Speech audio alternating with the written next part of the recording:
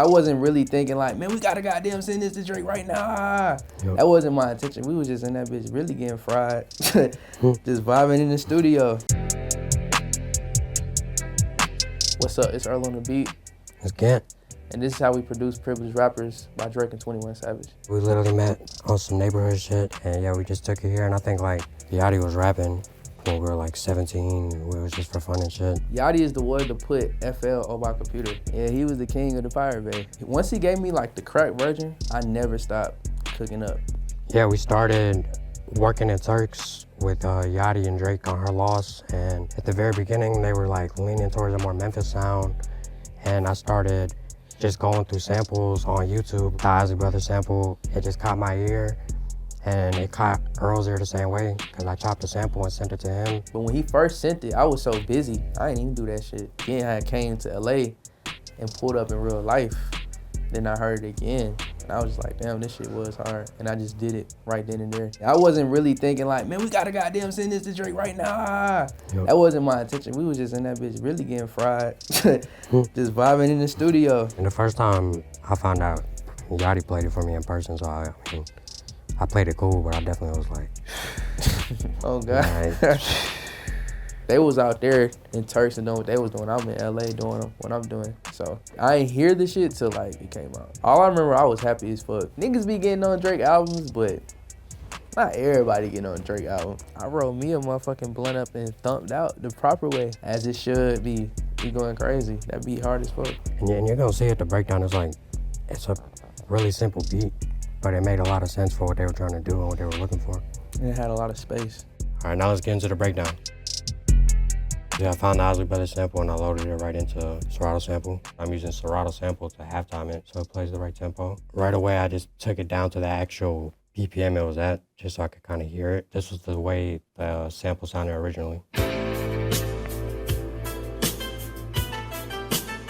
I heard that, I was like, yeah, I need that. Simple is just better sometimes, because if it's there, it's there. I went in to make my first chop, put on the first downbeat, and just one chop. Once I knew that that's really all I needed, I went straight to the piano roll.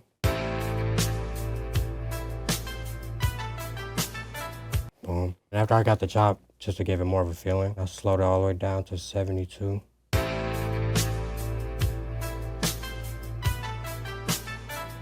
It just needed to be a little bit darker, so I took the pitch down literally -2.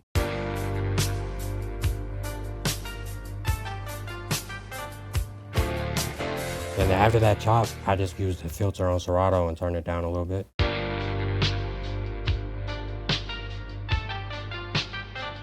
That was pretty much it for me. I literally arranged it to actually loop, and I kept it really simple. I just shift off in Command C.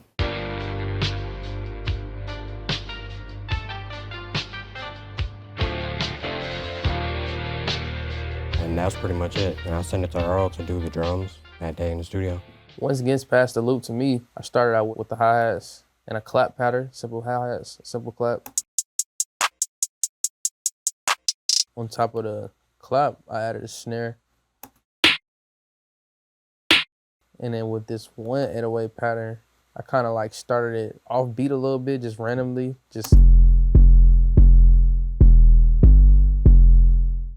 and then second pattern, brought it back in kind of regular.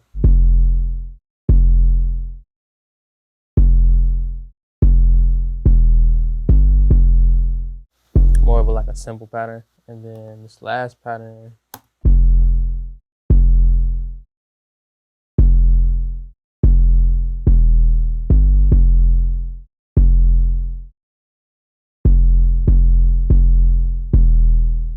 this is what the beat sound like all together.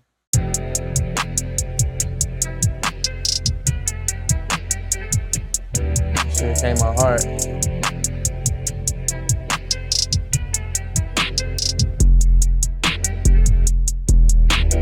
Like a little filter on this part right here on the sample. Part that's going in and out.